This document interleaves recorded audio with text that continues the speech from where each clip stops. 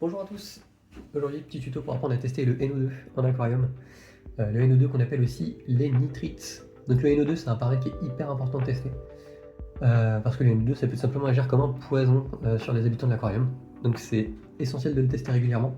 Surtout pendant le cyclage de l'aquarium ou tout simplement quand on débute en aquariophilie.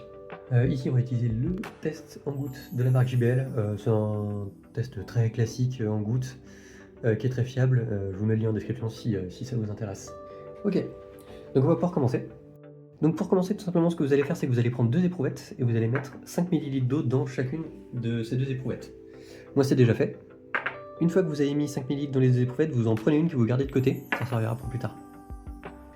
Une fois qu'on a fait ça, vous allez pouvoir prendre le premier réactif. Donc le premier réactif, c'est la petite fiole avec le petit 1 qu'on voit dessus. Donc vous l'ouvrez.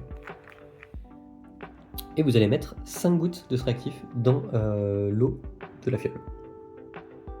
1, 2, 3, 4, 5.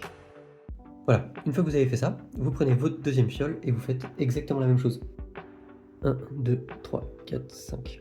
Une fois que vous avez fait ça, vous prenez votre fiole, vous la refermez, vous mélangez un petit peu.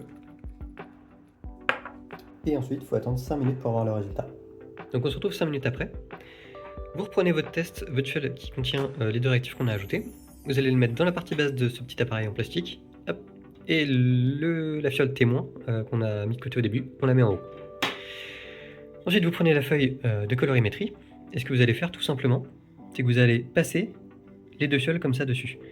Et derrière, ce qu'il va falloir faire, c'est tout simplement vérifier la colorimétrie du test. Donc, c'est pas forcément toujours très évident à voir. Bon, on voit ici que je me trouve clairement ici à 0,05. Donc dans mon cas, c'est normal parce que c'est un aquarium qui est en cours de cyclage, donc tout simplement, ce que je vais faire, c'est que je vais attendre que cette valeur baisse.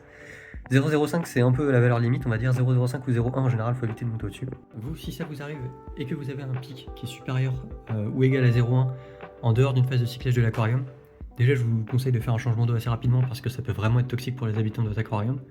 Et ensuite, il va falloir identifier la cause. Il peut y en avoir plusieurs, mais notamment par exemple la surpopulation de l'aquarium, une suralimentation ou un manque de changement d'eau régulier.